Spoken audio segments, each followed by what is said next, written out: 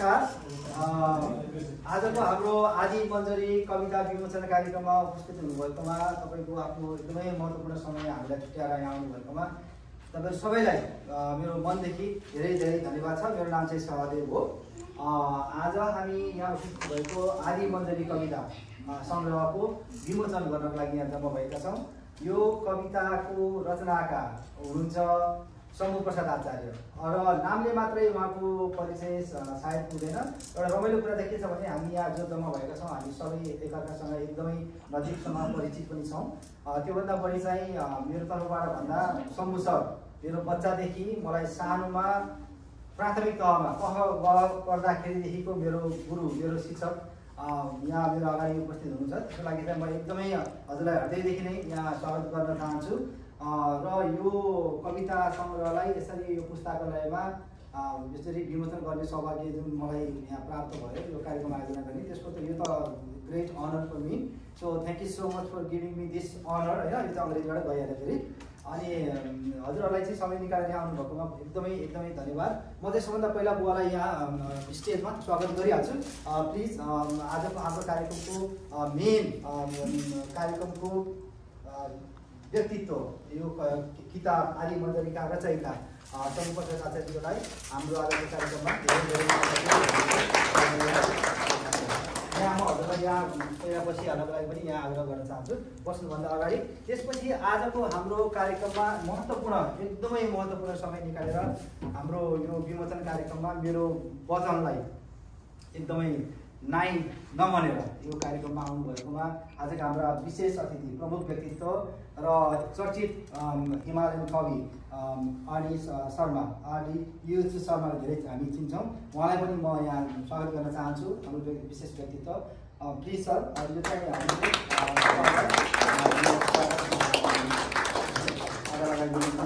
Welcome गरौँ।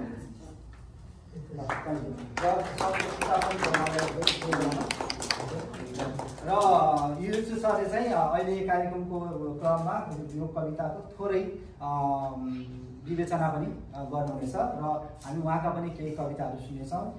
तपाईँहरूले सुन्नुभएको पनि हुनसक्छ नसुन्नु भएको पनि हुनसक्छ। उहाँका दर्जनौँ पुस्तकहरू पब्लिस भएका छन् विशेष गरेर अङ्ग्रेजी भाषामा। अनि उहाँको पब्लिकेसन हाउस पनि छ। उहाँले वर्षौँसम्म टिचिङ गर्नुभएको छ।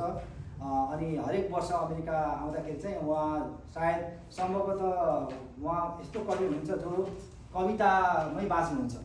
यहाँ आउँदाखेरि उहाँ आफ्नो यो चाहिँ उहाँको यो गहनाहरू हुन्।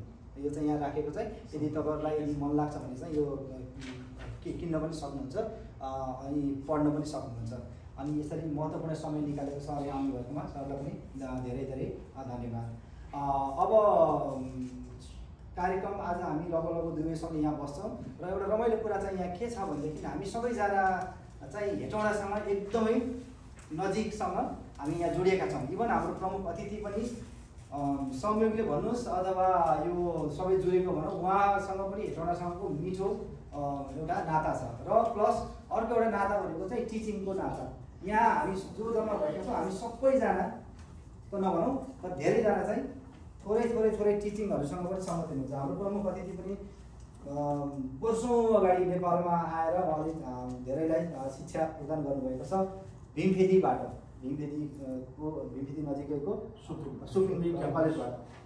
त्यसपछि हाम्रो यहाँ आदरणीय सर हुनुभयो। त्यसपछि हाम्रो यता आदरणीय अर्को सर हुनुहुन्छ मामा सर। त्यसपछि अर्को मामा सर पनि टिचिङमा हुनुहुन्छ। भनेपछि हामी यहाँ सबै शिक्षक इभन दिनेश पनि टिचिङबाट। भनेपछि हामी धेरैजना यहाँ टिचिङकोबाट जम्मा भएका छौँ। अब बन्थनलाई यहाँ लगौँ र त्यसपछि म एक छोटो यहाँ स्वागत हजुरलाई वेलकम गर्नको लागि म दिनेश आचार्यलाई यहाँ इन्भाइट गर्छु। दिनेश प्लिज छोटो एउटा वेलकमिङ स्पिच यहाँ जाओस्। त्यसपछि हामी कवितातिर प्रवेश गरौँ।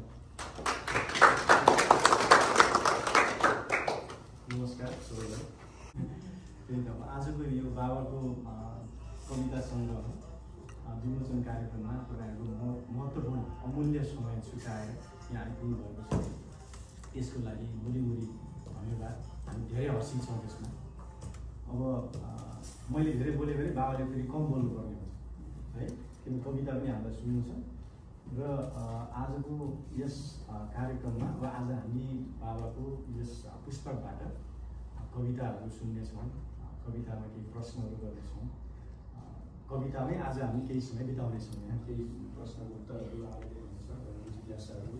उहाँहरूको कविता चाहिँ एकदमै यो यथार्थवादी कविताहरू छ, जीवनका कविताहरू छ, दैनिक जीवनमा मान्छेले भोगेका देखेका यस्ता कुराहरूसँग सम्बन्धित यथार्थवादी मार्मिक कविताहरू उहाँ पस्किनु भएको छ। त्यसमा श्रवण गरौँ, त्यसमा रमाउँ आज हामी। र यो कार्यक्रम सफल होस्, बाबाका यस्ता कृतिहरू आगामी दिनहरू सधैँ आइराखोस्। यसै गरी हामी अमेरिका लगायत अन्य स्थानमा यसै गरी बाबाको यो विमोचन कार्यक्रमहरू हामी गर्न पाऊँ। यसैमा हामी धेरै नै कृतज्ञ भएका छौँ, आभारी भएका छौँ। कार्यक्रमको पूर्ण सफलताको कामना गर्दछु। तपाईँहरूको समयको लागि पनि म धेरै नै आभारी छु। धन्यवाद। हामी एउटा किताबको विमोचनको एउटा अफिसियल हामी सबैजना नयाँ प्रमुख अतिथिज्यूलाई, त्यसपछि अभिरूप, दिनेश र बाबा मिलेर 4 जना मिलेर यो किताबहरू हजुरहरूलाई सो गरेर हामी यसको विमोचन गर्छौँ। यो सरले गर्नुहोला, यो हजुरले ल अभिरूप तपाईँ पनि आउनु होला। र यो चाहिँ मैले गर्न खोजेको चाहिँ 3टा पुस्ता मिलेर यो नयाँ पुस्तामा पनि यो कविताहरूको भाषा जाओस् भनेर त्यसको बाट हामी विमोचन गरौँ होइन। सबै दर्शकहरूलाई हाम्रो त्यसपछि अगाडि बढियो टर्निङ निकालेर आदि मन्जरी अनि शङ्करप्रसाद आचार्य। त्यसरी आज हामी यो अमेरिकाको भर्जिनिया राज्यको नेसनल लाइब्रेरीमा हामीले अफिसियली रूपमा यसलाई हजुरप्रति हामीले चाहिँ समर्पण गरेका छौँ, विमोचन गरेका छौँ। धेरै धन्यवाद।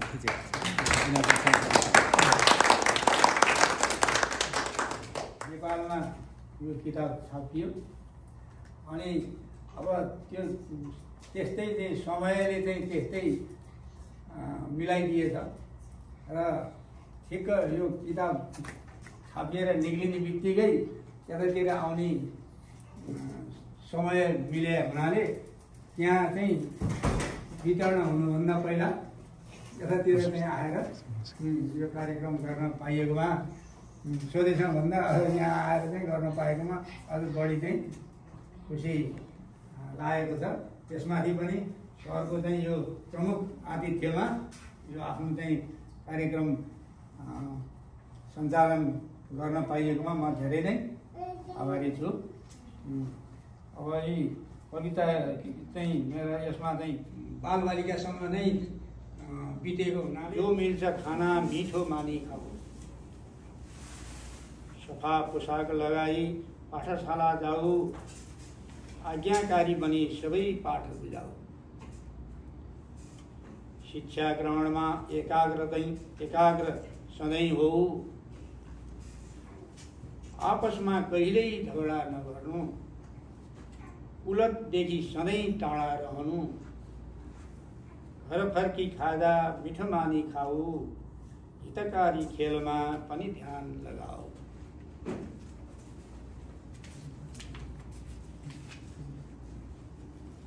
नमिठो भाषा कहिल्यै नबोल्नु, सदैव सबमा मिलाप राख्नु, नजाने सिक्नु सिकेको सिकाउनु, सुयोग्य बन्ने लक्ष्य पहिल्याउनु, उपभोग्य वस्तुमा सन्तोषी होऊ, ज्ञानार्जनमा भोग जगाऊ, सत्पात्रको सङ्गत बढाऊ, मननीय ज्ञान सज्जनमा फैलाऊ। यो चाहिँ बाल उपदेशको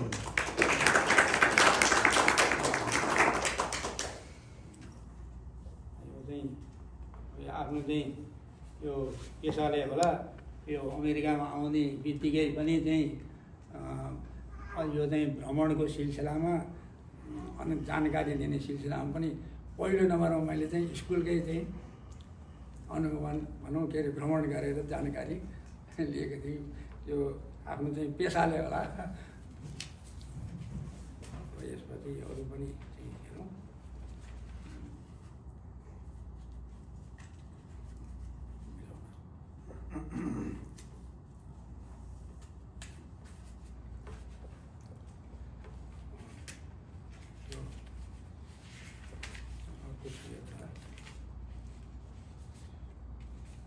एउटा बिलौना भन्ने चाहिँ यो नेपाल आमाले चाहिँ आफ्नो कुरो राखेको चाहिँ सन्दर्भमा बनाएको छु। बिलौना शीर्षकमा म तिम्रै भलाइ चाहन्छु, मलाई धितो राखी कपट नगर। गरेमा कुहलो तिम्रै हुनेछ, मलाई खेलौना नबनाऊ है। हिमाल पहाड तराई साक्षी छन्, मेची कोशी काली पनि, लेक बेसी पनि अलग छैनन्। अवसरवादको भुमरीमा अनेकता छ, मञ्चबाट मेरै प्रशंसा गर्छौ, क्रिया प्रतिक्रियामा पनि मेरै हुन्छौ। कलमबाट पनि म टाढा हुन्न, तर चिसो मेच तातेपछि तिमी भनेर चाहिँ अब त्यहाँ प्रश्न मात्र गरेको छु। दशकौँदेखि मलाई धायौ प्रत्यक्षमा वर परोक्षमा पर नपार। एकताका लागि अग्रसर तिमी, अनेकताका धाई सुसारे पनि तिमी। निम्तो जाओस् आउन नपाओस्, जस्ता आशय तिम्रो नपलाओस्। शत्रु हँसाउने मित्र पिल्स्याउने, हलो अड्काई लट्ठी चलाउने भाव नजागोस्।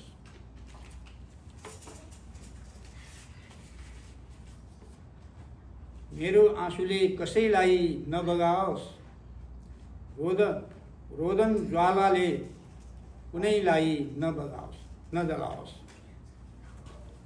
अथक पालन पोषण खेर नजाओस्, यो देहमा पर पाऊ पर्न नपाओस्।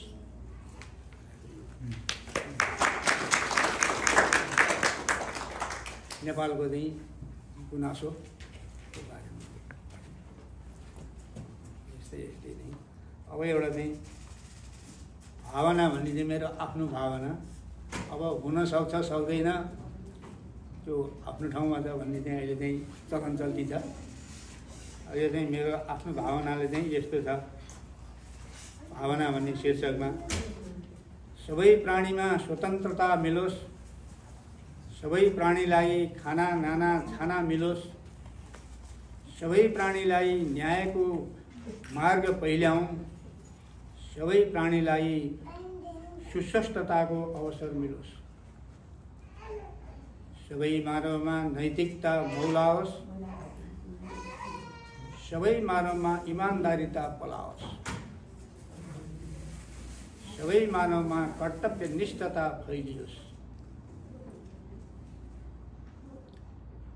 सबै मानवमा सच्चरित्रता झाँगियोस्,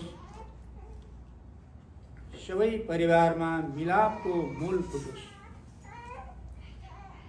नैतिक भ्रष्टाचारको अस्तित्व मेटियोस्, सबै देशवासीमा देश प्रेमको भावना जागोस्, बनुन् ज्ञानी र सिपालु सबै, बनुन् धनका मात्र नभई मनका पनि धनी, बनुन् धनका मात्र नभई ज्ञानका ईर्ष्यालु, बनुन् तनका मात्र नभई मनका दयालु, नबनुन् अपकारी सबै रहन् उपकारी, रहन् निराशी नरहुन् निराशी सबै रहन् उत्साही, सफल बनुन् आफूलाई चिन्न, अरूलाई चिन्न चाहिँ सिपालु हामी धेरै हुन्छौँ, आफूलाई चिन्न चाहिँ पछि पर्छौँ। त्यसैको लागि चाहिँ सफल बनुन् आफूलाई चिन्न, समय नफालुन् अरूलाई मात्र चिन्न,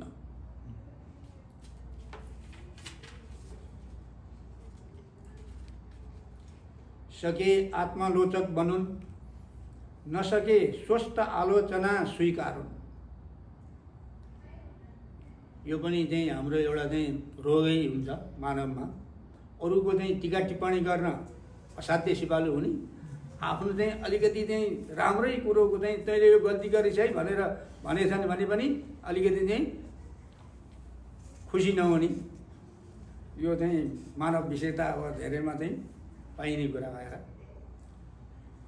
हितकारी कर्म आफै जानुन्, नजाने हितैषीको सल्लाह मानुन्। हावा पानी र वनस्पतिलाई प्राणाधार ठानुन्, स्वच्छ आहार विहार पहिल्याउन सकुन्। काम लाग्ने कुरो मात्रै खाउन्, अरू चाहिँ नखाउन् भन्ने चाहिँ आशय हो। हितकारी व्यवहार आफै अपनाउन्, अन्यथा उपयुक्त सुझाव सकारुन्। सके आफै पत्ता लगाउन्, नभए अरूलाई भनेर चाहिँ मान्नु। सके सबैले सबैको भलो चिताउन्, कुभलो कसैको कुनैले कसैको कुभलो नचिताउन्। सके सबैले उत्कृष्टता प्रदर्शन गरून्, नसके निकृष्टतामा कहिल्यै नपुगुन्। शत्रु मित्र आफैमा खोजुन्, हामी भित्रै छन्, धेरै ठिक बेठिक आफै भित्र हुँदैन, त्यो पनि खोज्न सकियोस्। आफ्नै जिब्रोबाट शिक्षा लिउन्, यो पनि खतरनाकको अङ्ग छ, यसलाई पनि चाहिँ होसियारी हुनु पर्यो। ज्ञानेन्द्रिय कर्मेन्द्रियको अध्ययन गरून्, नकारात्मकको शिकार कोही नबनौँ। त्यो नकारात्मक सोच पनि हाम्रो लागि साह्रै नराम्रो नै मेरो हिसाबले चाहिँ ठानेर, यो चाहिँ मेरो भावना।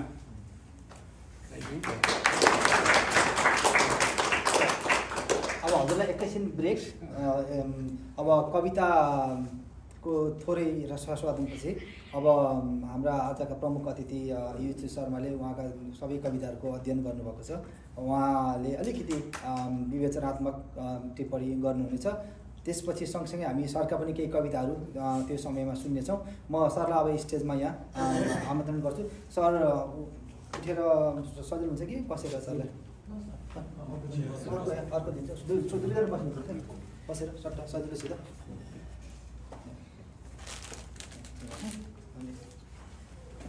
हजुरलाई पानी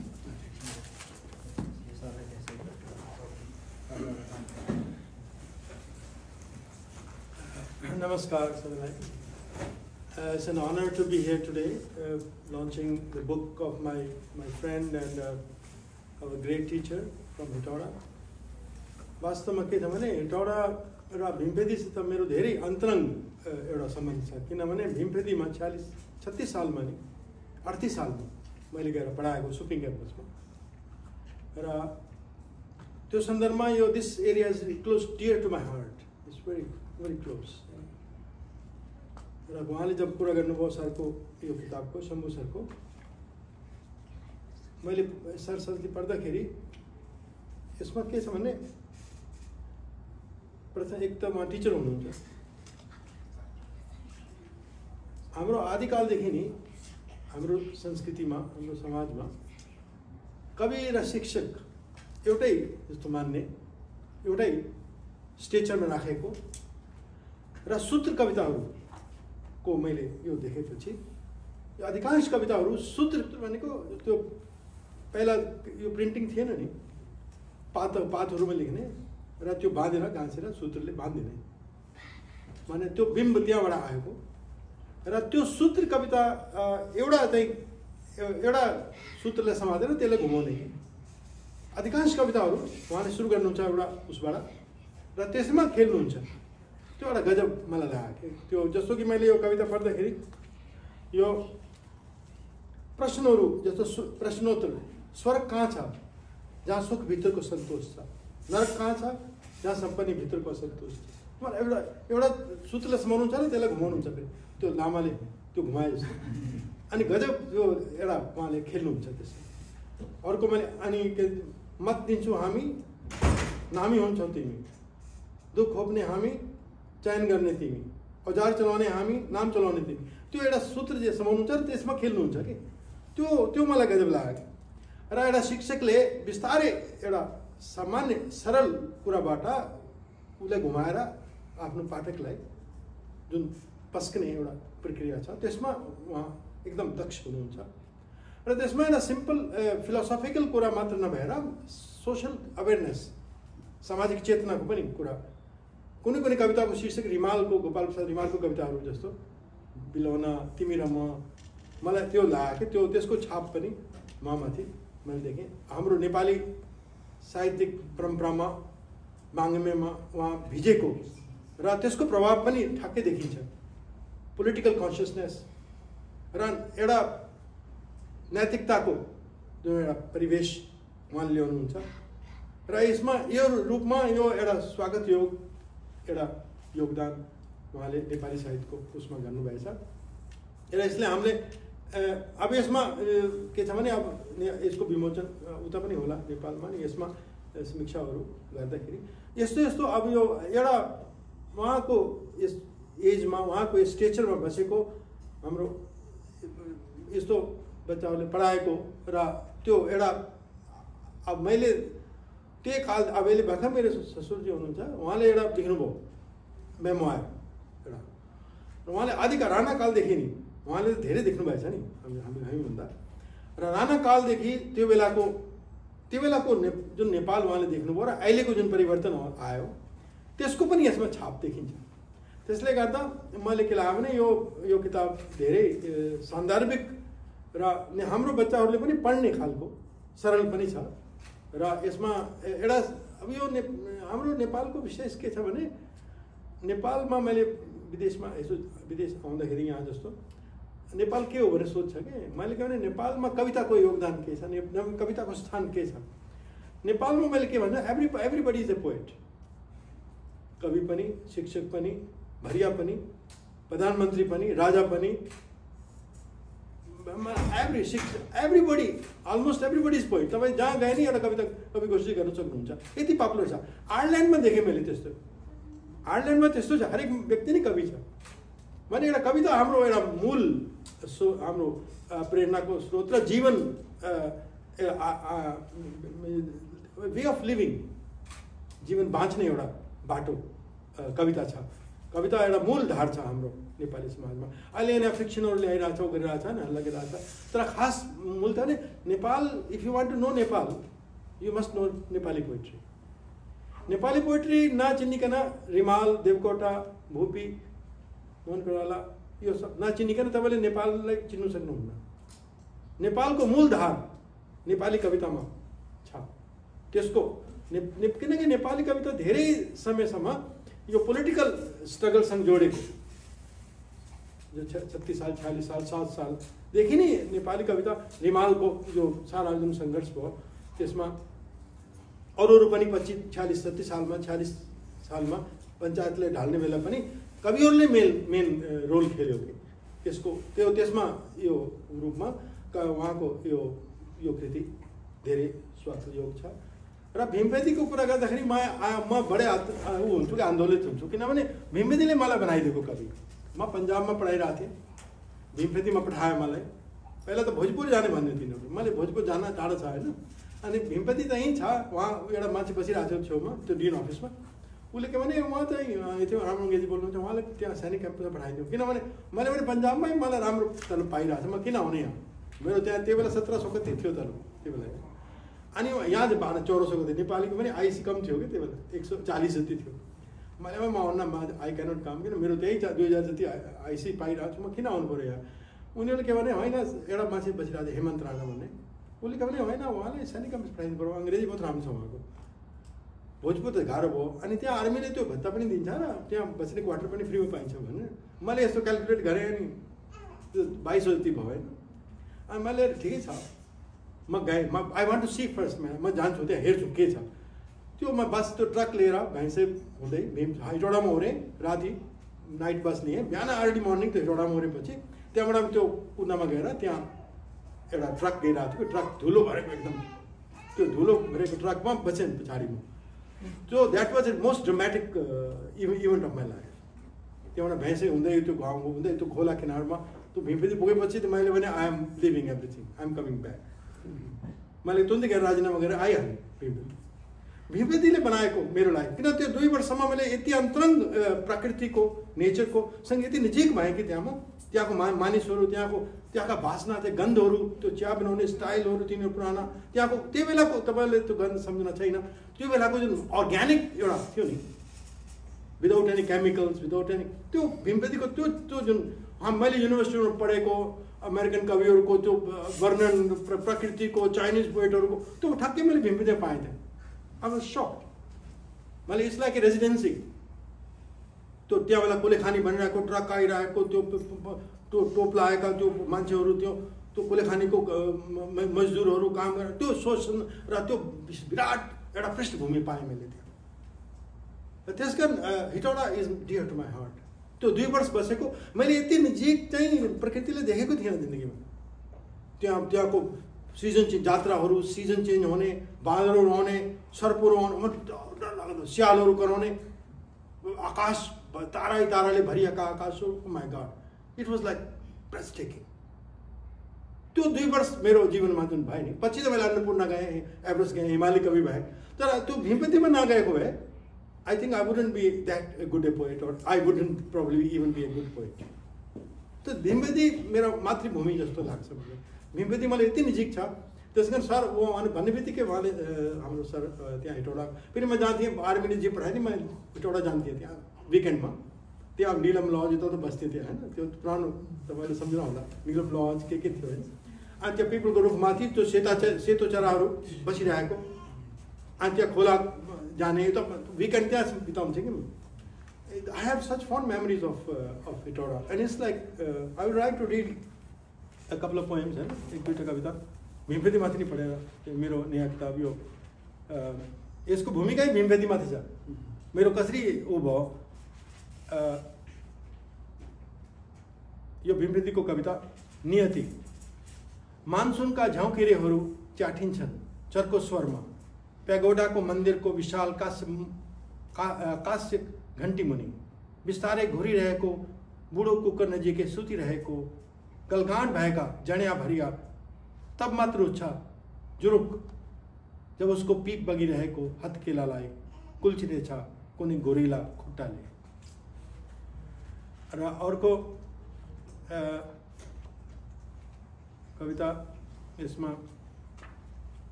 from the Kulekhani tunnels, meeting those who serve those who suffer seems sufficient.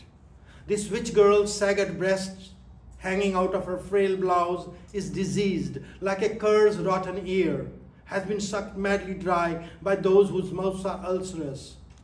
Of course, the monkey babe clinging to her decaying lump of flesh is an utter fool, is sucking pus. In the smoke-strangled tea shacks, yellow helmets numbered in crab legs, Japanese letters dangle liquid, telling how in the blind interior night shifts, the daylight's shared throes of dust grains in life's bleeding eyes. Wounds that bleed. In Bhimbedi, they would celebrate an overcast, dusty December noon. Yellow locusts skittering triumphant through the furling stalks of golden grass. Can't sit here, our collecting hearth, can't. Oh, you wretched locust, don't you moan like a bitch? Take your wounds away, aren't you listening? Don't you moan like a bitch? Even this little boy from his own village wouldn't stop her, wouldn't help her. See, her own cheeks burn bright, have been slapped repeatedly by the landlady for being friendly with dogs and urchins. Enraged instead, he blasts notes of dread. Why would you sit here like a Brahmin? Can't you go away? Why unmindful of the curse of God? He stops, rubs his eyes in smoke, an awkward Copperfield, figuring finales of fate, then resolves, yeah, that's why your wombs bleed. That's why your womb bleeds. That's why wounds of your womb bleed. एउटा कविता खच्चरहरू, अब त्यहाँ खच्चरहरू त त्यति छैन, त पछि हिमालमा जाँदाखेरि त्यहाँ पनि मान्छेहरू त्यो ओल्ड सल्ट रुट भएको हुनाले त्यहाँबाट लाने उनीहरूले हाम्रो आदिकालमा त्यो सल्ट रुट भएको गाडीहरू लाने उ गर्ने त्यसको चाहिँ एउटा कविता खच्चरहरू।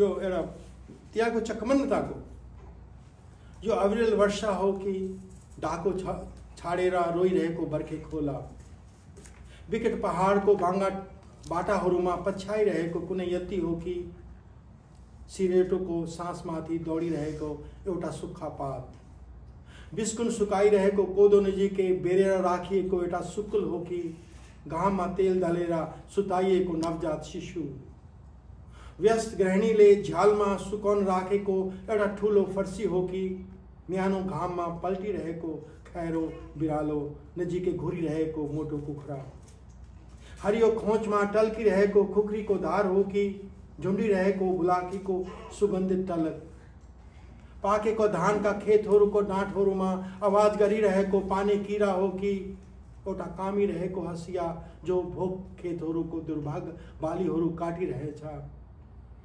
भुतले भालुको बाङ्गो डिङ्गो खुट्टा हो कि बर्खे जङ्गलमा काहीँ परेको धुप्पीको रुखको हाँगा, यो कुनै चराले छाडेको निलो प्वाख हो कि बाटोमा हिँड्ने कुनै झाँक्रीको अद्भुत जादु, एउटा एक्लिएको चरा हो कि सानो बोली चकमन्नताको गीत बुनिरहेको मेरो आफ्नो सास।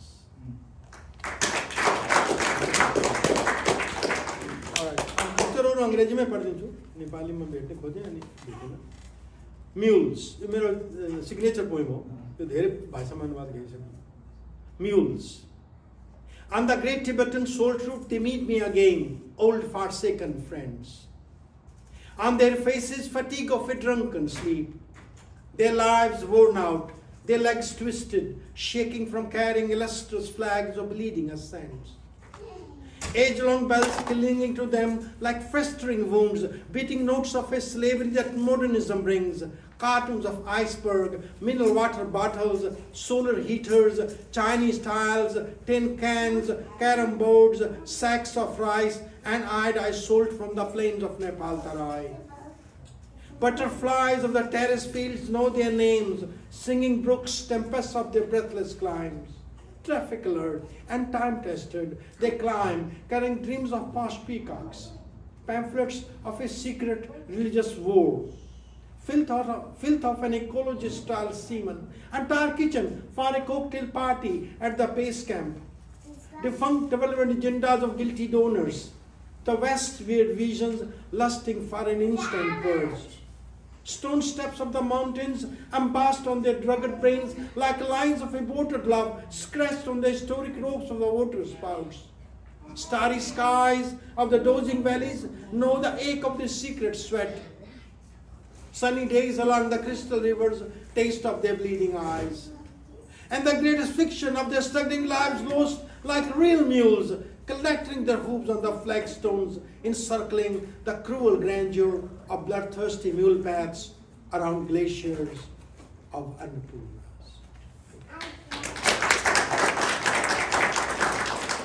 Thank you so much, sir. What a powerful poetry.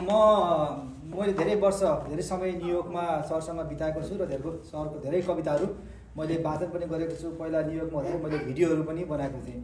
र यो सबै मैले किन गरेको भन्दा सिक्ने क्रममा, र मैले सरको कविताबाट धेरै कुराहरू सिकेको छु। इट्स अ वन्डरफुल मेटाफोरिकली त्यो भिजुअलहरू हजुरले याद गर्नुभयो भने तपाईँलाई सिधै त्यो माउन्टेनमा, त्यो पहाडमा, त्यो भिखेरीमा, खोला नालासँग हजुरलाई सरेर दौडाउनुहुन्छ। र plus voice What a powerful voice. Thank you so much for sharing your wonderful song, sir. Thank you. अब हामी फेरि एकैछिन अब आदि मन्जरीमा फर्किन्छौँ र आदि मन्जरीको एउटा कविता वाचनको लागि म विनोद रिमलज्यूलाई मामालाई म यहाँ स्टेजमा अगाडि बोलाउँछु। हजुरले कवितासँगै छोटो आफ्नो भावना पनि सेयर गरिदिनु होला र मलाई लाग्छ मामाले पढ्ने कविताको शीर्षक छ बिलौना।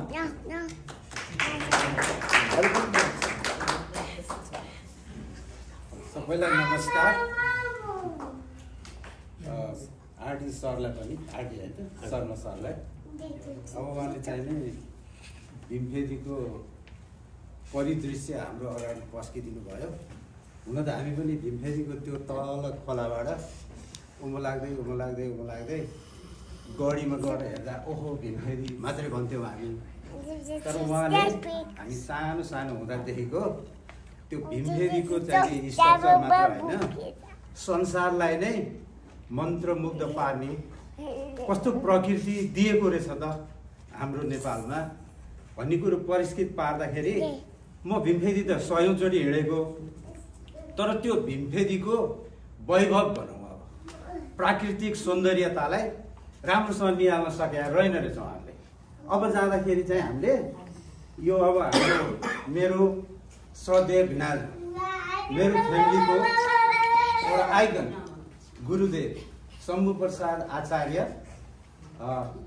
भिनाजु मात्रै नभएर नेपालकै एउटा कविहरूमा पनि एउटा सरल भाषामा जिन्दगीको पल पललाई बच्चाको खेलदेखि लिएर उर्ती उपदेश एउटा देशको बिलाउनलाई सबै कुरो समेटेर एउटा सरल भाषामा 2 क्लास पढ्ने बच्चाले पनि पिएचडी गरेको टिचरले पनि मनन गर्नुपर्ने खालको यो किताब जुन निकाल्नु भएको छ त्यसको लागि हाम्रो गुरुदेव मेरो भिनाजु भान्जा भान्जी सबै हेर्नेका छौँ।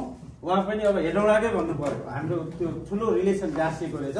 त्यसको लागि म मेरो अन्तरात्मादेखि नै सबैलाई धन्यवाद भन्न चाहन्छु। यो अमूल्य समय दिएर हाम्रो अब मलाई हाम्रो भान्जा बाबु, मैले भान्जै भन्छु, भान्जाको साथी भएको भएर सहदेव अरुण नामले हामी चिन्थ्यौँ। उहाँले चाहिँ मलाई बिलौना भन्ने कविता पाठ गर्न दिनुभएको छ। यो बिलौना भन्ने कुरो अघि नै भिनाजुले पनि पाठ गरिसक्नु भएको थियो, गुरुदेवले पनि। अब यो बिलौना कुनै व्यक्ति विशेषको बिलौना होइन, एउटा राष्ट्रियताको बिलौना छैन। देश जस्तो सुकै चुथे होस् राष्ट्रियता ठुलो भन्ने अब उहाँले अघि रिमालको परिचय दिएर गर्नुभयो। म पनि रिमाल चाहिँ डाइनेस्टीबाट आएको भएको भएर डाइनेस्टी नै भन्छु म। गोपाल प्रसाद रिमालको आमा आउँछ, हो बाबु त्यो आउँछ, त्यसै आउँदैन, झ्याल ढोका भट्काएर लात्ताले हानेर आउँछ भन्ने त्यो मैले जुन पढेको थिएँ विद्रोहको कविता, त्यस्तो किसिमको बिलौना यो ठाडो भाषामा नहोला, तर यो शम्भु प्रसाद आचार्यको यो बिलौना कविताले राष्ट्रियतालाई प्रत्येक नेपालीको अन्तरात्मालाई टच गर्ने किसिमको छ। म वाचन गर्न गइराखेको छु। तिम्रै भलाइ चाहन्छु, मलाई धितो राखी कपट नगर, गरेमा कुभलो तिम्रै हुनेछ, मलाई खेलौना नबनाऊ है। हिमाल पहाड तराई साथी छन्, मेची कोशी काली पनि हुन्, लेक बेसी अनि पनि अलग छैनन्, अवसरवादको भूमिमा अनेकता छ।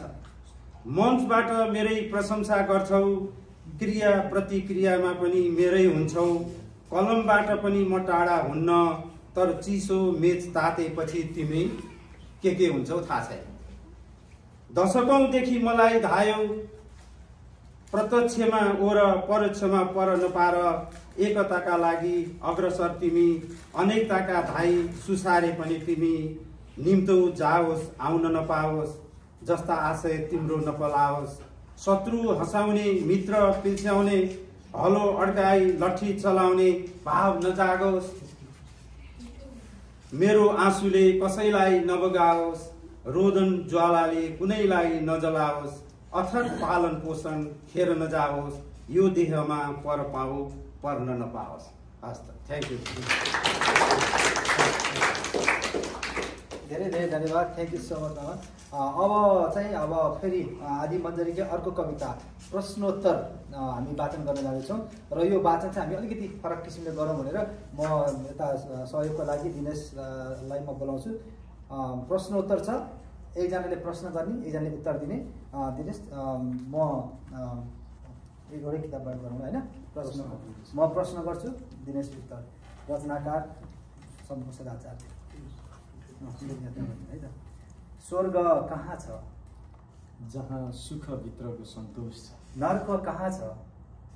जहाँ सम्पन्नताभित्रको असन्तोष छ। सम्प्रदाय कहाँ छ?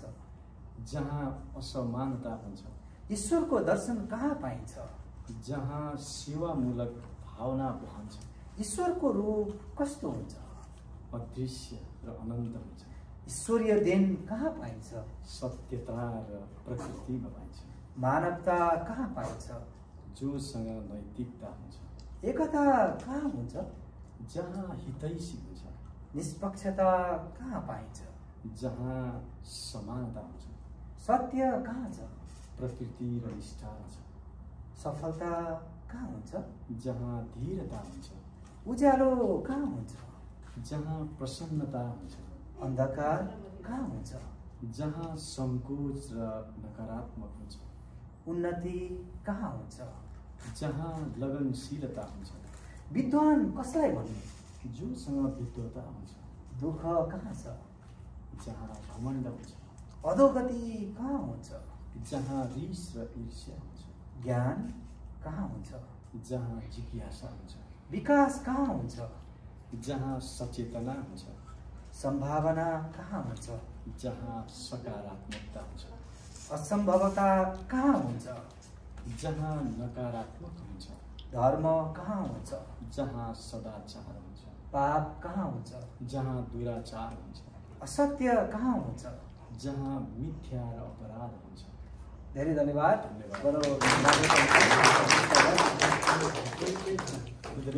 पढ्नु मजा आउँछ। धेरै राम्रो थ्याङ्क यू सो मच। मैले त्यति नै गरौँ। अब अर्को कविताको शीर्षक चाहिँ छ सागर। त्यसको लागि चाहिँ मैले सागरलाई नै यहाँ इन्भाइट गरेको छु। यो कविता चाहिँ यहाँ पत्ता लगाइदिन्छु सागरलाई। अब अर्कोपल्ट बाबाले सबैको नाममा एक एकवटा लेख्नु पर्छ। सागर 48। तर यो कविता चाहिँ उहाँ सागरको बारेमा चाहिँ होइन नि फेरि हो हुन नि सक्छ है फेरि। ल ल प्लिज ल थ्याङ्क यू सागर। सर्वप्रथम त सहदेव दाइलाई धन्यवाद तथा कविता हजुरहरूको माझमा मेरो श्रद्धेय भिनाजुले लेख्नुभएको कविता वाचन गर्न पाउँदा म एकदमै गौरवान्वित छु र आजको प्रमुख अतिथिलाई पनि विशेष धन्यवाद। उहाँको अमूल्य समय निकालेर यस कविता विमोचनमा आफ्नो 2 शब्द सहित आफ्ना कविताहरू पनि र हेटौडा बारेमा अझ विशेष कविता मार्फत देखाउनु भएकोमा र कविता म वाचन गर्न गइरहेको छु। सागर। आऊ आऊ यही रमाऊ, अनेकतामा एकता जगाऊ, धैर्यता एवं गम्भीरता दर्शाऊ, जति सामेल हुँदा नि थमाऊ, रङ्ग बिरङ्ग मिलाऊ, असङ्ख्य जलचर रिजाऊ, सबै जलाधारीलाई मेल गराऊ, लाखौँ उभयचरलाई मिलाऊ, सहनशीलताको शिक्षा दिलाऊ, सुशान्त चरित्रको सूचना फैलाऊ, शुद्ध मिश्रण चलाऊ, ज्वार भाटामा शक्ति दर्शाऊ, सौर्य शक्तिमा मिलन हुँदै, दुर्गमनमा गगन चुम्दै, जति उर्लिए पनि नडगमगाउने रूपान्तरणमा अदृश्य हुने, हुस्सु कुहिरो बन्दै शीत तुषारो अनि हिउँ अनेक, असिना बर्खा मेघसँगै पहाड पखेरा सिञ्चन गर्दै, वन बाटिका अनेक सपार्दै, लेख र बेसी सर्वत्र चहार्दै, चारै दिशा खेल्दै डुल्दै, जय सन्तोषी सुखी सागर। हस्तै थ्याङ्क यू सो मच सागर। अब उहाँको कविता हामी अब 1-2जना गेस्टहरू बाँकी हुनुहुन्छ। उहाँ वाचन भएपछि फेरि हामी कविता एकछिन हामी कविकै स्वरबाट फेरि सुन्नेछौँ। म लोकेश सत्यालजीलाई अर्को एउटा कविता वाचनको लागि यहाँ बोलाउँदैछु। उहाँ वाचन गर्दै हुनुहुन्छ के छैन।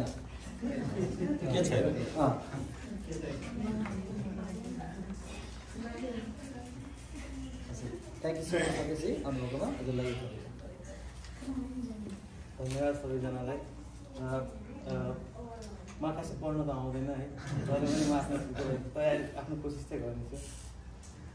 सर्वोच्च शिखर यहीँ छ, हिम श्रृङ्खलाले सुशोभित छ, अमूल्य हिमाली दृश्य छ, यहाँ के छैन।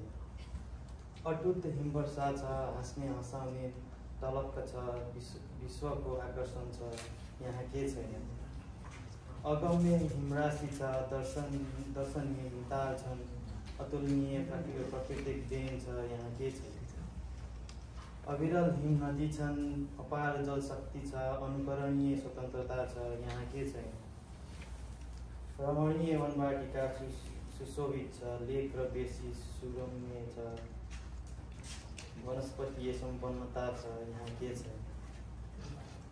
ऋषि महर्षिको तपोभूमि यो कैलाश कौशलताले सम्पन्न छ, सांस्कृतिक सम्पदा दर्शनीय छ, यहाँ के छैन। दिव्य सौन्दर्य छ, सम्पूर्णता छ, अनन्तता छ, जीवन छ।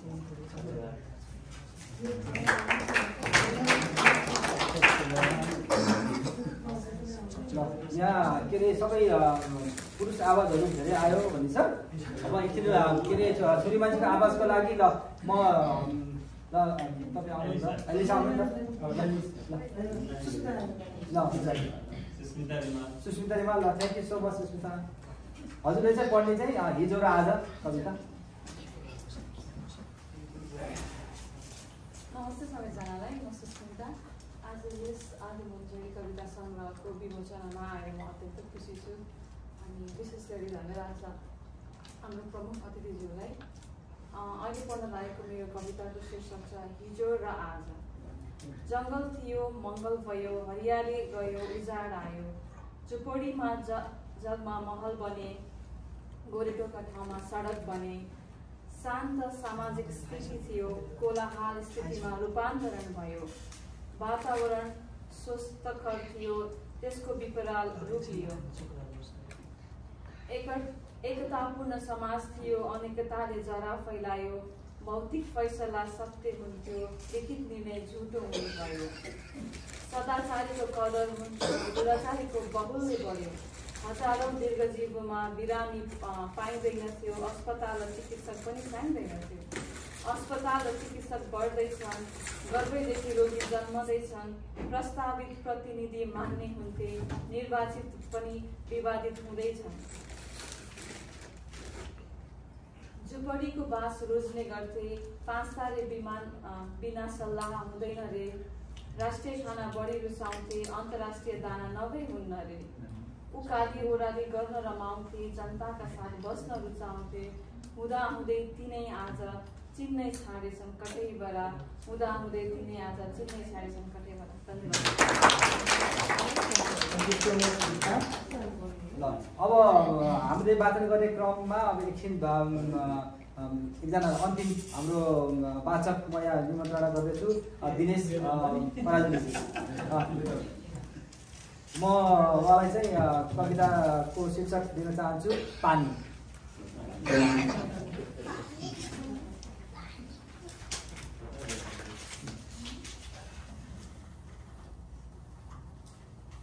धन्यवाद सबैजनालाई यो मौका दिनुभएकोमा, विशेष गरी तिनीहरूलाई। मेरो कविताको शीर्षक छ पानी। प्राण रक्षक तिमी, रस भण्डार तिमी, तिमी बिना सबै जीवित रहँदैन सबै, पशु पक्षी कीट पतङ्ग अनि समस्त वनस्पति सबैको हुन्छ दुर्गति बिना तिम्रो उपस्थिति। खाना दिने, नाना दिने, छाना दिने पनि तिमी, आदिदेखि अन्त्यसम्म अलग छैनौ सदा तिमी। शरीरमा ठुलो अंश तिमी नै रहने सञ्चय, तिमी बिनाको पवन चरी गुण फेर्नेछ कठैभरि। पिजडामा स्वच्छता ल्याउने सदैव शुद्धता तिमी, धरती आकाश जता तही तिमी लीला छ रमाई। पवनमयी भ्रमण गर्ने, आरोह अवरोह भरण नहुने, शुद्धिकरण विधि अपनाई यत्र तत्र हुन्छ बर्साई। पहाड पनि बन्न सक्ने, दुधालु पनि हुन पुग्ने, रुवा समान हुँदा पनि दानादार बन्ने अनि झरी वर्षा बादल हो नि, झरी वर्षा बादल हो नि, तुषारो हिम के हो नि, झरना खोल्ची छाया नदी, ताल महासागर इत्यादि। अन्धकार हटाउने तिमी, अपार शक्तिशाली तिमी, दोस्रो प्रतिपक्ष कुनै, तिम्रो सामु कोही छ र? धन्यवाद। अब हामी वाचन गर्ने क्रमलाई हामी अब एकछिन यहाँ रोकेर अब एकछिन फेरि हामी आजका सर्गतिर फर्किन्छौँ र उहाँले यो यात्राको क्रममा अमेरिकाको बसाइको क्रममा अरू नयाँ नयाँ सिर्जनाहरू पनि गर्नुभएको छ। छोटा मिठा मुक्तकहरू पनि लेख्नुभएको छ। यदि उपलब्ध छ भनेदेखि त्यो पनि छोटा छोटा सुनौँ र एकछिन अब अर्को 10-15 मिनट हजुरको वाचन सुनेपछि अनि फेरि हामी अरू वाचकहरूतिर हामी अगाडि बढ्छौँ। फेरि अब यस्तै हजुरहरू के अब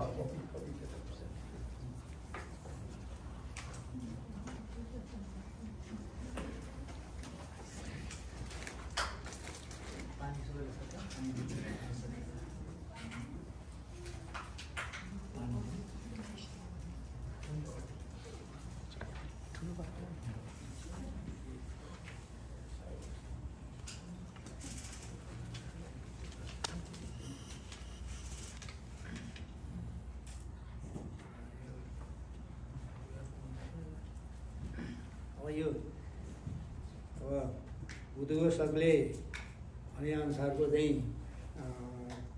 पहिला सुरुमा चाहिँ अब यो परदेशी आँखामा परदेश आउँदाखेरिको परदेशी आँखामा कस्तो छ भनेर यता हेर्दा उता हेर्दा छैन कतै वहाँ धुलो, हरियाली जताततै छैन कतै उराठिलो, रुखो सुक्खा कहीँ होइन रसिलो भरिलो सबै, आज मलाई न्यास्रो लाग्यो स्वदेशी धुवा धुलोको।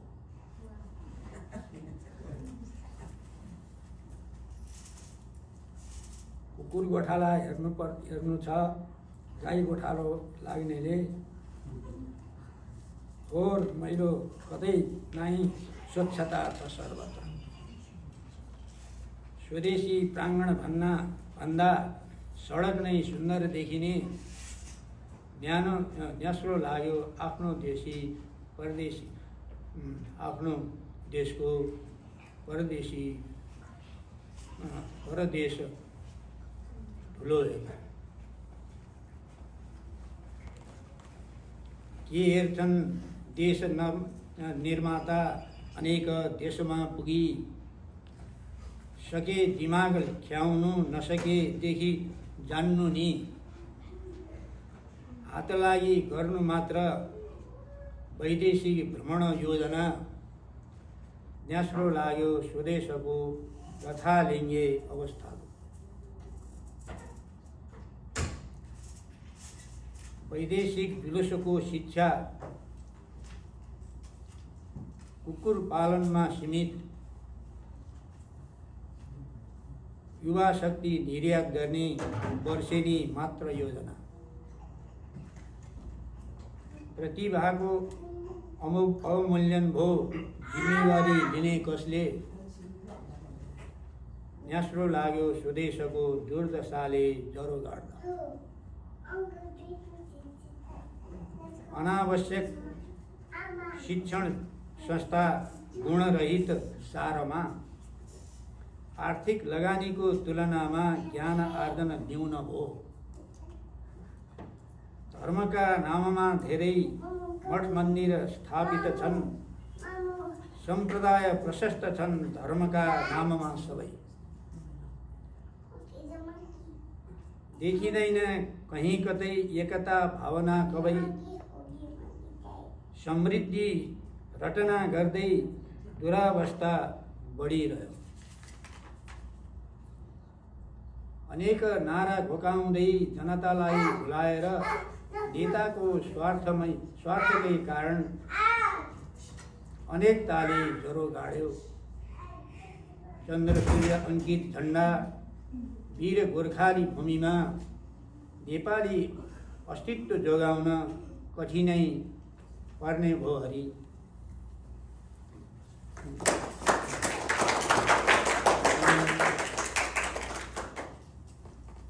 यता आइपुग्दाखेरिमा चाहिँ र आफ्नो देशलाई चाहिँ हेर्दाखेरिमा त्यस्तो लाग्यो। अनि त्यो लेखेँ यसपछि आएर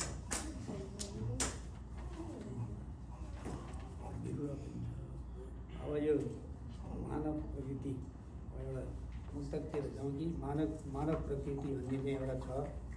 त्यो मानव प्रकृति भन्नेमा चाहिँ अब यी अप्रकाशित अब यो किताबमा भएका प्रकाशित भए यी अप्रकाशितमा चाहिँ पर्नेहरू थुप्रै छन्।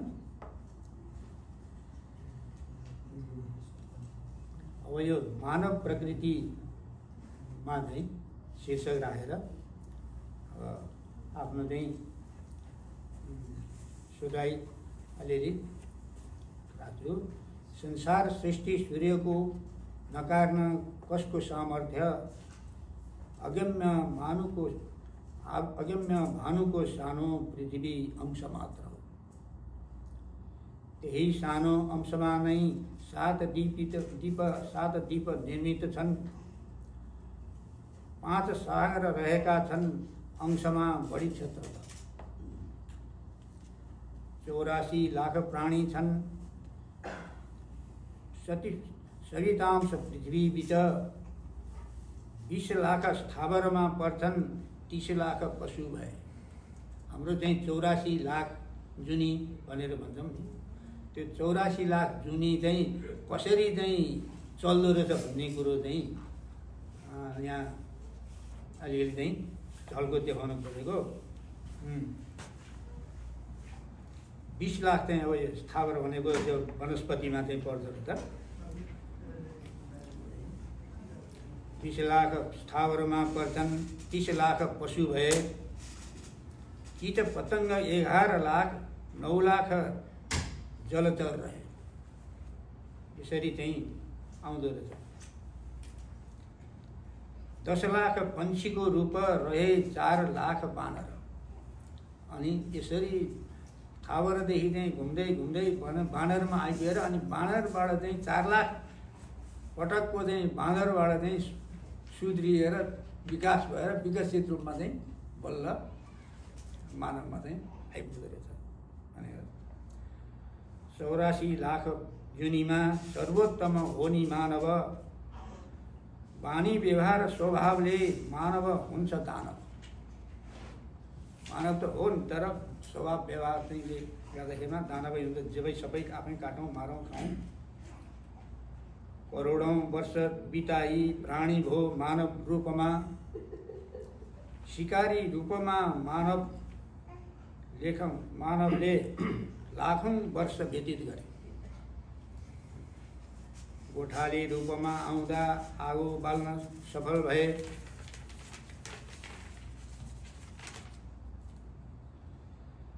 शिकार हात लागेमा पोली खान अघि सरे। बिस्तारै लाज घेनमा सोच राख्ने विचार गरे। रुखका बोक्रा बेरेर शरीर ढाक्ने नै भए। ढुङ्गे युगमा आइपुग्दा ढुङ्गाकै हतियार भो। कृषि युगमा आएर पशुपालन सुरु गरे। वनस्पतीय आहार खोजीमा कृषि कर्म सुरु भो। करोडौं वर्षसम्म नै कृषि आधार रहिरह्यो। भाषा भेष विकास गर्दैमा समाज निर्माण भएछ। सामाजिक विस्तार हुँदैमा सुरक्षा विधि बन्न गयो। सुधार विधिबाट नै सामाजिक महत्त्व फैलियो। सुरक्षाको अर्थ बुझेर एकताको प्रभाव मौलायो। जोगिन पर्यो नि त, कसरी जोगिन्छ भन्ने हिसाब किताबले। कृषि विकास भएपछि बस्ती विकास हुने भो। बस्ती विकास भएबाट लोभ पाप सुरु भयो। लोप पाप जन्मेपछि स्वार्थ पो पछि लाग्यो। स्वार्थ भाव बढेर नै पारिवारिक रूप देखियो। पारिवारिक अनमेलमा अंश बण्ड सुरु भयो। पारिवारिक संख्या वृद्धिले टोल गाउँ हुँदै गयो। गाउँ क्षेत्र मिलानमा नीति नियम निर्माण भयो। नीति नियम सञ्चालनमा प्रतिनिधित्व चाहियो। मत मतान्तर सुरु भयो चेतनाको साथ साथै। प्रतिस्पर्धा जुर्मुरायो प्रतिनिधित्व मार्गमा। प्रतिस्पर्धाको अभियानले निष्पक्षता हरायो। पक्ष विपक्ष मौलायो आपसी मतभेदले। जनसङ्ख्या वृद्धि हुँदामा नौला क्षेत्र खोजी भए। अनेक क्षेत्रबाट नै राज्यको रूप देखियो। अनि अब चाहिँ परिवारदेखि बढ्दै बढ्दै बढ्दै बढ्दै राज्यमा पुग्यो। चेतनाको वृद्धि हुनाले भाषा विकास भएछ। भाषा विकास हुँदैमा शिक्षाको सुरुवात हो। शिक्षारूपी प्रकाशले ज्ञान बीज टुसायो। ज्ञानको आड लागेर विज्ञान झुल्कियो। ज्ञान विज्ञान जुटेर स्तरोन्नति अघि बढ्यो। शैक्षिक प्रकाशद्वारा नै मानवीय व्यवहार फुर्यो। औद्योगिक युगमा आउँदा घमण्डले ज्वरो गाड्यो। ज्ञान विज्ञानको प्रयोगमा उन्नतिले गति लियो। चमत्कारी विज्ञानले विश्व साँगुरो पो बनाएछ। उसैको दुरुपयोगले गर्दा विनाशी नै पो हुँदो रहेछ। बम लगाउने पनि त्यही विज्ञान भयो, त्यही शिक्षाको विकास। Thank you so much. हजुरको अब यो मैले हजुरको नयाँ कविता यो यात्राको क्रममा किन नयाँ कविता सुनाउँ भनेको हो त भन्दा अब नेक्स्ट इयर आउँदाखेरि फेरि अर्को नयाँ पुस्तक प्रकाशित होस्, यस्तै गरी थरपस्टिएका कविताहरूको सुन्न पाइयोस् भनेर भनेको। यस्तै धेरै कविताहरू सुन्न पाइयोस्। मुक्तकतिर जाने कि हुन्छ हुन्छ, केही मुक्तक सुनौँ, त्यसपछि अनि हामी एक दुईवटा कविता अरू वाचनबाट सुनौँ, अनि त्यसपछि फ्लोरलाई ओपन गरौँ, अरू केही ओपन माइक जस्तो गरौँ। अनि यदि हामीसँग पनि केही सिर्जना छ भने कविताहरू अझ चाहिँ पनि थुप्रै छन्। हजुर, तर पनि चाहिँ अब सबै त अब के गर्ने भन्न गाह्रो पर्छ। हुन्छ, केही छोटा छोटा मुक्तकहरू सुनौँ, त्यसपछि अनि अगाडि बढौँ।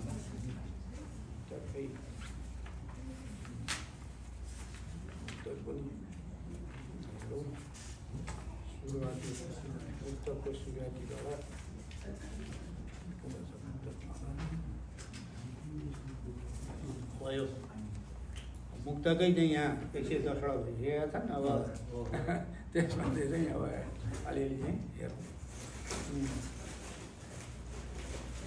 प्रगतिको फल मिल्न धैर्यता चाहिन्छ। धीरता र स्थिरताको अभावमा केवल कष्ट पाइन्छ। उपयुक्त सोचाइले सबै दुःख टाढिन्छ। ज्ञान पलाउनाले भद्रता झाँगिन्छ। अनि एउटा मुक्त सुस्वस्थ जीवनका लागि पवित्र चिन्तन चाहिन्छ। होसियारीले मात्र दीर्घायु पाइन्छ। ज्ञानार्जनका लागि जिज्ञासु सोच चाहिन्छ। सज्जनको चिन्तनले समाज उपलब्धिमूलक सप्रिन्छ। अब यो अर्को अब तेस्रो चाहिँ यो छ मुक्तक। चम्किलो जीवनका लागि योगाभ्यास चाहिन्छ। दक्ष प्रशिक्षकबाट मात्र योग शिक्षा पाइन्छ। योगाभ्यासका लागि दैनिक प्रातःकाल चाहिन्छ। नियमित योगाभ्यासले सुस्वस्थ जीवन पाइन्छ। यो अर्को छ कि आफै जान्नुपर्छ कि भनेको मान्नुपर्छ। स्वच्छ ज्ञानले मात्र जीवन अघि सर्छ। दुष्ट कीटाणुबाट रोग विभिन्न सर्छ। उपयुक्त सावधानीले काल होइन कल टर्छ। काल त हामी जित्नै सक्दैनौँ, कल चाहिँ टर्छ। अब अर्को छ सुखमय जीवनका लागि सकारात्मक सोच चाहिन्छ। नकारात्मक सोच पाल्नाले दुःख मात्र पाइन्छ। भण्डार खान यो बाहेक अरू केही चाहिँदैन। यसै कारण शुभचिन्तक समेत पाइँदैन।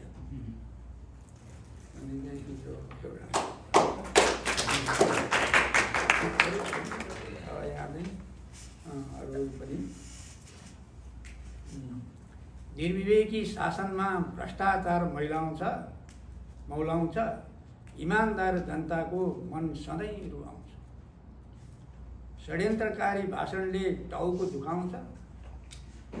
दुष्ट कर्मचारीले समस्या देखाउँछ।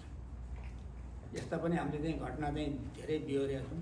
हातमा फाइल लिएर खोइ मैले भेटाइनँ, अझ 7 दिन पछाडि आउनु भनेर चाहिँ भन्ने कर्मचारीहरू पनि आफूले आफ्नो भोगाइमा मेरो जति पनि चाहिँ रचनाहरू छन् सबै यो मानव जीवनमा आफूले चाहिँ भोगेका, देखेका, सुनेका, जानेका र वरिपरि चाहिँ घट्ने घटनासँग सम्बन्धित चाहिँ मेरो चाहिँ हो। मैले चाहिँ अरू कथा कविता पढ्दाखेरिमा चाहिँ कथाको लागि कथा र कविताको लागि कविता, प्रदर्शनको लागि कविता, गीत यस्तो चाहिँ लेखेको मैले पाउँछु। र मलाई चाहिँ त्यस्तो चाहिँ मलाई नलागेर म चाहिँ यथार्थवादी सोचबाट चाहिँ मलाई चाहिँ हुनसक्ने भएका सम्भावित बितेका अहिले भएका भोलि हुने यी सबै चाहिँ मानव जीवनमा चाहिँ वरिपरि चाहिँ सेरोफेरोमा भएकालाई चाहिँ मलाई देखाउन आफूले जानेका कुरा चाहिँ देखाउन मन लाग्ने भएर यो गरेको छु। अब अर्को छ विद्याले योग्यता मात्र बढाउँछ, विद्वताले व्यक्तित्व उठाउँछ। अब यसमा चाहिँ अब हामी सबै चाहिँ विद्वत व्यक्ति भएको ठाउँ भन्नु अर्थ लाउनु पर्ने आवश्यक छैन है। अहङ्कारले दूरता फैलाउँछ, मिलनसारिताले निकटता पलाउँछ। अनि अर्को एउटा चाहिँ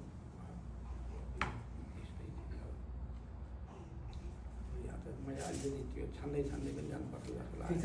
अब यसो गरौँ, अब मुक्तकलाई पनि अब हामी अब एउटा छ भोकै मरौँ तर कुकर्म नगरौँ, निष्पक्ष भावले मानव सेवा गरौँ, माया सबैमा गरौँ तर माया जालमा नपर्नु। माया सबैले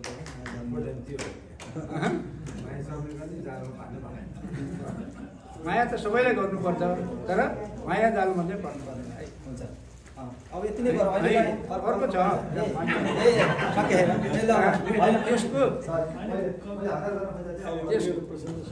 त्यसको नै पुरा यो अधुरो छ। धर्म गरौँ, धर्मको नाममा प्राणी हत्या नगरौँ, माया गरौँ, माया जालमा नपरौँ, धर्म गरौँ, धर्मको नाममा प्राण हत्या नगरौँ, प्राणी हत्या नगरौँ। अब अर्को छ त्यस्तै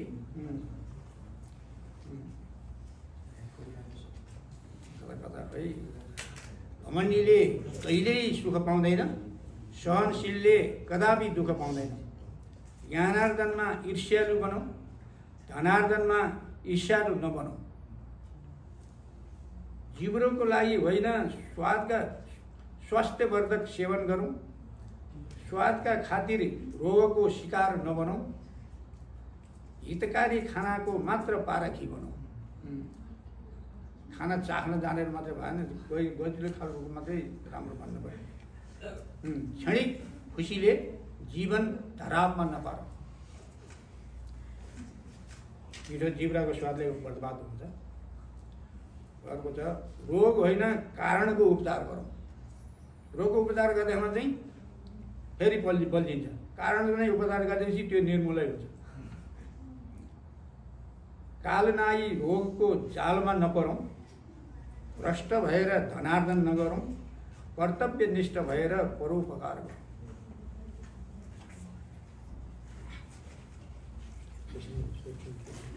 के प्रश्न छ भने ल थ्याङ्क यू सो मच। अब हामी यो कविताको नसा भनेको बडो अनौठो हुन्छ। यो त आफूलाई लेख्ने मान्छेलाई त जतिखेर सुनाइरहँ जस्तो लाग्छ। हामीहरू चाहिँ कस्तो भने तिर्खाएको गाई बाख्राहरू जस्तै हो। हामी कहाँनिर कुवा छ कहाँनिर पानी छ हामी चाहिँ खोजेर त्यो हिँडिरहन्छौँ। अब एउटा कविता अर्को एउटा वाचन गर्ने क्रममा म मुरारी सापकोटालाई यहाँ बोलाउँछु। उहाँले गुगलेश्वर भन्ने कविता यहाँ वाचन गर्नुहुन्छ। त्यसपछि अनि हामी एकछिन फ्लोर ओपन गरौँ। विमल यसो केही छ भने सुनौँ, म पनि सुनाउँछु। अनि हामी एकछिन सबैजना हजुरहरूसँग कसैसँग केही नयाँ केही सिर्जना छ भने एकछिन सुनौँ। त्यसपछि अनि छलफल गरौँ अनि फोटो खिचौँ। अहिले चाहिँ एउटा कविता। सबैलाई नमस्कार। म मुरारी सापकोटा। हाम्रो सहदेव दाईलाई धेरै धेरै धन्यवाद यो मौका दिनुभएकोमा। यो आदि मन्जरी कविता सङ्ग्रहको विमोचन कार्यक्रममा, यो रमाइलो कार्यक्रममा म पनि एउटा यो कार्यक्रमको हिस्सा बनाइदिनु भएकोमा धेरै धेरै धन्यवाद। र यो सौभाग्य पनि जुर्न गयो। र मैले चाहिँ वाचन गर्न गइरहेको कविताको शीर्षक रहेको छ गुगलेश्वर। यो सबैलाई अति आवश्यक पर्ने यो गुगलको सन्दर्भमा लेखिएको जस्तो लाग्यो मलाई। म यो जो वाचन गर्न गइरहेको छु। हार्दिक शुभकामना तिमीलाई, विश्व मानव सम्बन्धदायी तिमी। अनुपम भण्डार छ तिम्रो, अनभिज्ञता नै छैन तिमीमा केही। अलौकिक सञ्चय शक्ति तिम्रो, बृहत्तर क्षेत्र समेट्ने सामर्थ्य तिम्रो। असङ्ख्य चित्र सुरक्षित तिमीमा, प्रशस्त भाषी कोश तिम्रो। वैश्विक देश दर्शन सुलभ, प्रत्येक घर दैलो मार्ग निर्देशक। अस्वस्थलाई स्वस्थ पथ प्रदर्शक, सर्वप्रिय वस्तु प्राप्तदायी तिमी। तिम्रो सुरक्षा दिन सके सर्वत्र सरल, अर्थलाई अनर्थदेखि सुरक्षादायी। मुठीभित्र संसार रिङ्गाउने तिमी, विश्व बन्धुत्व कायम गर्ने तिमी। सबैका लागि एक नै पर्याप्त तिमी, यत्र तत्र सर्वत्र सबैका मित्र तिमी। अमीर फकीर सबै तिम्रा हितैषी, जे जति पनि अटाउने जादु कोष तिम्रो। अन्तिम प्याराग्राफ छ। जे चाहिन्छ त्यही पाइन्छ हे गुगलेश्वर, सबैको हाई हाई कोही छैन पराई। बालक धन्यवाद दिन चाहन्छु। अब जे पनि यो आजको कार्यक्रमहरू भएको छ सबै यो संयोग पनि हो, सबै परेको पनि हो, सबै कुराहरू जुरेको पनि हो। अब अरूले वाचन गर्ने क्रममा अब अन्तिम कविता चाहिँ एउटा इन्ट्रेस्टिङ चाहिँ के छ भने अभिरूप, जो नेपाली एकदमै राम्रोसँग बोल्नु पनि हुन्छ सँगसँगै पढ्नु पनि हुन्छ। अब यो इन्सपिरेसन कहाँबाट आयो भन्ने कुरो त सायद व्याख्या गरिरहनु पर्दैन होला। र उहाँले अब बाबाको एउटा कविता आर्जन कविता वाचन गर्छु भन्नुभएको छ। ल अभिरूप अब तपाईँको स्टेज है त। ल धन्यवाद मलाई चान्स दिनलाई। आज म यो आर्जन भने पढ्दैछु। सुख हो आफ्नो, दुःख पनि आफ्नै आर्जन। दया माया आफ्नै आर्जन, के नै छ र पराइको। निर्दया आफ्नै आर्जन, हँसाइ रुवाइ दुवै आफ्ना। सुख चिन्ता अब आफ्नै, के नै छ र पराइको। क्रोध आफ्नै आर्जन, सहनशीलता पनि कसको हो र। छलकपट पनि आफ्नै, स्पष्टता चाहिँ होइन र। निष्ठता या कोमलता पनि, मिलनसारिता या अनमोलता। यसमा आशा निराशा दुवै आफ्नै, देखिन्छ र पराई आर्जन। इमानदारिता र विश्वसनीयता दुवै, सदाचार पनि आफ्नै, दुराचार पनि आफ्नै। विश्वासघात पनि आफ्नै।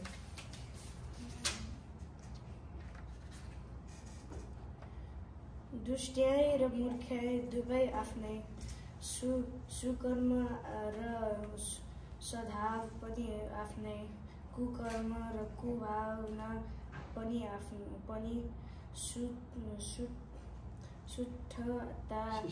सुष्ठता पनि त कसको हो र? सुदृढ र सन्मार्ग आफ्नै, कुत्रित र कुमल पनि त आफ्नै, नकारात्मक या सकारात्मक आफ्नै, अनेक पक्ष अहङ्कार पनि आफ्नै, बढाइ र धुत्याइ आफ्नै, मानवता या दानवता आफ्नै, शिथिलता या सक्रियता आफ्नै, चञ्चलता या भद्रता पनि आफ्नै, संसारमा जे जति छन् आफ्नै, सुकृति पनि आफ्नै, दुकृति पनि आफ्नै, सबै आर्जन आफ्नै। धन्यवाद।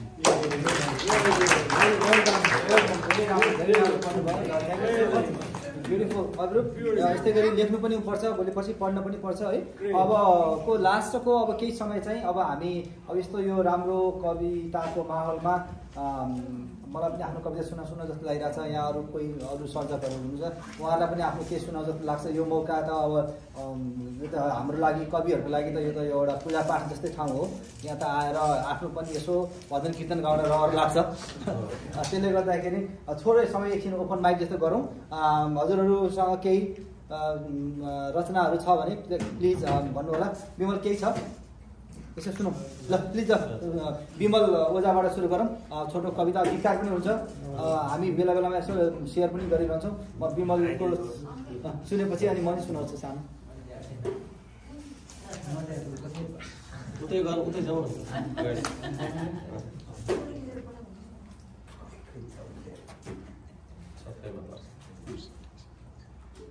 नमस्कार।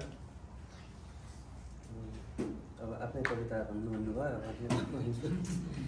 फुलको कविताको शीर्षक छ तिमी र फुल। अरूहरू तिमीलाई हेरेर फुलसँग जाँच्छन् अनि भन्छन् आहा कति राम्रो फुल जस्तै। अरूहरू तिमीलाई हेरेर फुलसँग जाँच्छन् अनि भन्छन् आहा कति राम्री फुल जस्तै, किनकि तिनीहरू फुल मन पराउँछन्। तर म फुललाई हेरेर तिमीसँग जाँच्छु अनि भन्छु आहा कस्तो राम्रो फुल तिमी जस्तै, किनकि म तिमीलाई मन पराउँछु। त्यसैले त म हरेक फुलमा तिमी देख्छु। यहाँ फरक तिमीलाई फुल देख्नु अनि फुललाई तिमी देख्नु। यहाँ फरक तिमीलाई फुल देख्नु अनि फुललाई तिमी देख्नु। हुन त सबैले सौन्दर्यको वर्णन गर्नु, मन पराउनु, माया गर्नु। यहाँ फुल तिमी, मेरा आँखा र ती तिमीलाई हेर्ने लाखौँ आँखाहरू। थाहा छैन को सत्य को असत्य, सबैलाई आफ्नै नजर सत्य, सबैलाई आफ्नै विचार सत्य। फुललाई आफ्नै रूप राम्रो, तिमीलाई आफ्नै रूप राम्रो। त्यसैले त फुल आफैमा व्यस्त छ, तिमी प्रशंसामा मस्त छेउ। आँखाहरू एक आपसमा रिस गरेर ध्वस्त छन्, आँखाहरू एक आपसमा रिस गरेर ध्वस्त।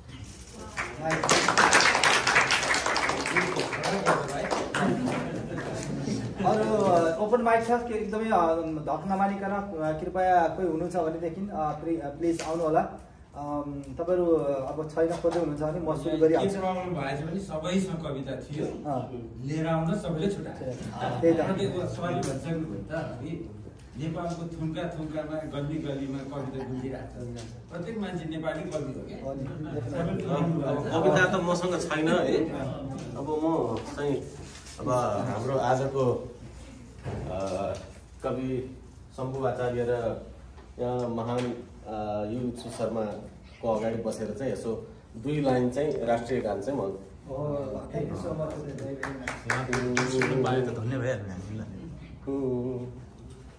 जहाँ छन् बुद्धका आँखा, स्निग्ध शान्त र सुन्दर, त्यहाँ छ शान्तिको क्षेत्र। मेरो राष्ट्र मन मनोहर प्राणभन्दा प्यारो लाग्छ मेरो देश कता कता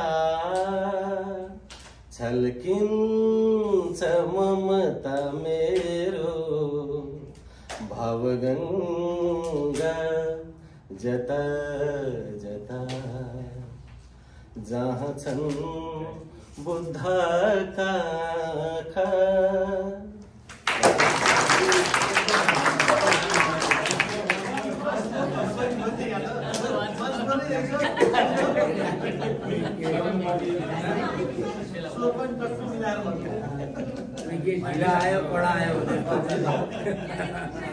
होइन एकदम राम्रो एकदमै अर्कै मोड हजुरले क्रिएट गरिदिनु भएकोमा धेरै धेरै धन्यवाद। अब म एउटा कविता जाँदा जाँदै सुनाउन चाहन्छु। हेलो पहिले पहिले घर पुग्नु नै पर्व जस्तो लाग्थ्यो। बस स्टेसनमा बसेकाहरूले परिचित हात हल्लाउँथे। सन्चो बिसन्चो मुस्कानले सोध्थे। गाउँभरिका कुकुरहरू स्वागतको पुच्छर हल्लाउँथे।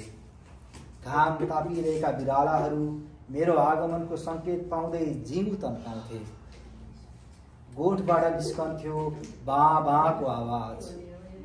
फुलबारीका फुलहरू हाँसिरहेका हुन्थे। घरबाट मिठो बास्ना बाटोभरि छरिन्थ्यो। बाआमाको खुसी शान्ति क्षेत्र जस्तै लाग्थ्यो। स्वागत यस्तो हुन्थ्यो कि मानौ म कुनै ठुलो युद्ध क्षेत्रबाट सकुशल फर्किएको सिपाही हुँ। तर समय र मैले सयौं काँचुली फेरेपछि गाउँ पुग्दा मलाई अर्कै गाउँमा ओर्ले जस्तो लाग्यो। स्वागतमा हल्लिने हातहरू, देखिने मुस्कानहरू मुगलान पसिसकेछन्। कुकुर बिरालाहरूले अर्कै जुनी फेरिसकेछन्।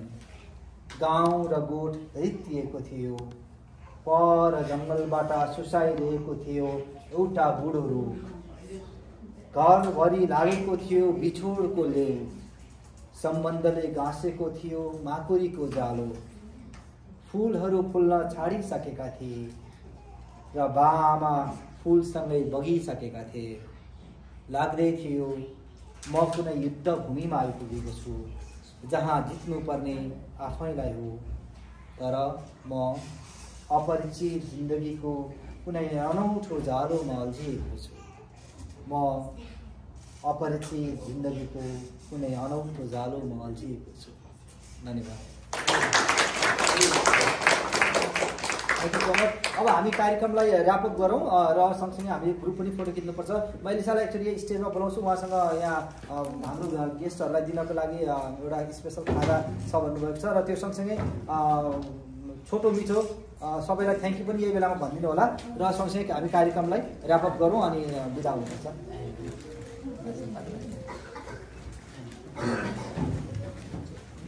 Thank you so much.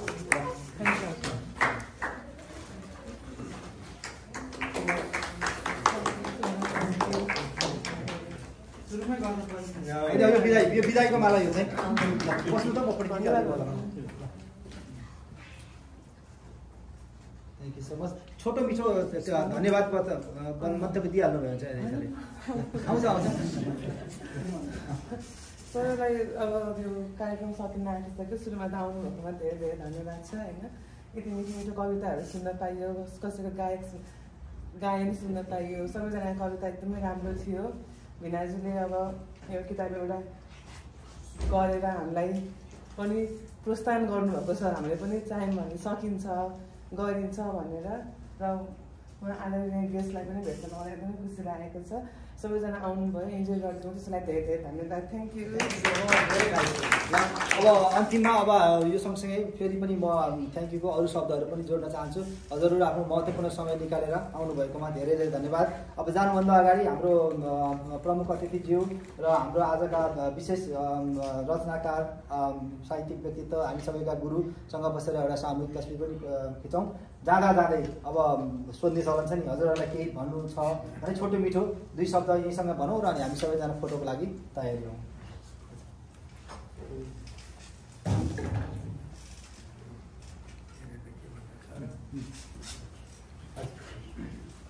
यो परदेशी भूमिमा आएर आफ्नो रचनाको विमोचन गर्न पाएकोमा ज्यादै आफ्ना आफन्त इष्टमित्र उता चाहिँ टाढादेखि चाहिँ आउनुभएका प्रमुख अतिथिको साथमा रहेर चाहिँ विमोचन गर्न पाएकोमा धेरै खुसी अनुभव भएको। Thank you. It's a real pleasure to be here today, and the fond memories of Bhimpedi and त्यो कालको त्यो बेलाको जुन त्यो काल एउटा सम्झना गराइदिनु भयो र मलाई के अब के लाग्यो भने मेरो उता उपन्यास लेखेर त्यसमा धेरै च्याप्टर छ यसमा मैले माथि नै एउटा किताब लेख्नु परेको छ I want to go back त्यहाँ गएर फेरि नि एउटा केही दिन बसेर त्यहाँ मलाई बिचबिचमा विद्यार्थीहरू अथवा त्यहाँको मान्छेहरू भेट्छन् आर्टिस्टहरूले सम्झिरहेको छ भन्छ गाउँलेहरूले तपाईँलाई सम्झिरहेको हुन्छ है त्यो सर प्लानर यस्तो भन्यो भने त मलाई त्यो उनी धेरै मेसेज आइरहेको छ कि so it's good thing that I came today so I love to go back and probably stay there couple of days few days at a week and probably start the new book on Bhimphedi thank you much thank you so much र हजुरहरूलाई यदि अब सरको केही किताबहरू दिन मन लाग्छ भने चाहिँ यो किताबहरू चाहिँ यहाँ बिक्रीको लागि $20 चाहिँ हो इच बुक हजुरले लिन सक्नुहुन्छ आफूलाई मन परेको कुनै अब अङ्ग्रेजीमा मन छ भने प्रायः एउटा यो नेपालीमा पढ्नको लागि चाहिँ पानाहरू खाली छन् भन्ने छ एकदमै राम्रो किताब छ अनि अरू चाहिँ हिमालको बारेमा विभिन्न किताबहरू कुनै चाहिँ चाइनिज अथरले लेख्नुभएको किताबहरूको पनि अनुवाद छ त्यो हजुरलाई छ ल थ्याङ्क यू सो मच अब एउटा फोटोको लागि हामी जम्मा हौँ यसलाई म अलिकति साइडमा सार्नु है त सर